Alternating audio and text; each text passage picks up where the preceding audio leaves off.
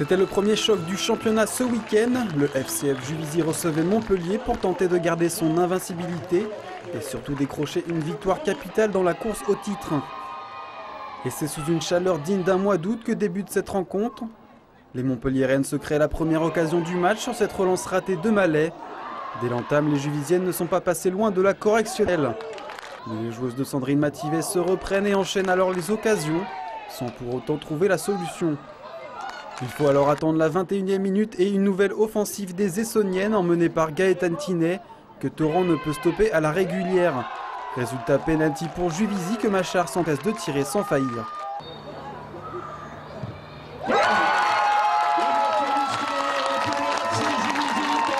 Machard très en jambes ce dimanche que l'on retrouve quelques instants plus tard. La numéro 11 essonnienne fait parler sa vitesse et oblige Amoum Ramar à la faute. Premier carton jaune pour la Montpelliéraine. Des visiteuses qui ne se laissent pas abattre et suite à un corner imaginaire, elles égalisent. Un but refusé pour une faute sur Audrey Mallet. Laetitia Tonazzi réplique sur ce ballon en profondeur. Le contrôle est raté mais la reprise aurait pu faire mouche.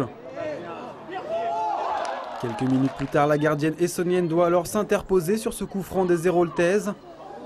Puis sur une nouvelle offensive de Juvisy, Tonazzi sort une frappe magistrale des 35 mètres qui lobe la gardienne montpelliéraine. Un but exceptionnel qui permet aux Essonniennes de mener 2-0. Juvisy pousse et Amélie Coquet n'est pas loin de faire le break, mais sa tête est repoussée par le poteau. Puis c'est au tour de Montpellier de répliquer, mais la frappe s'échoue sur la barre transversale.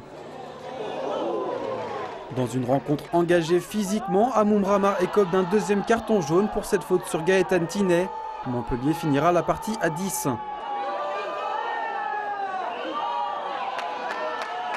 Juste avant la pause, le 3-0 n'est pas loin, mais Nelly Gilbert voit sa tête trouver une nouvelle fois les montants.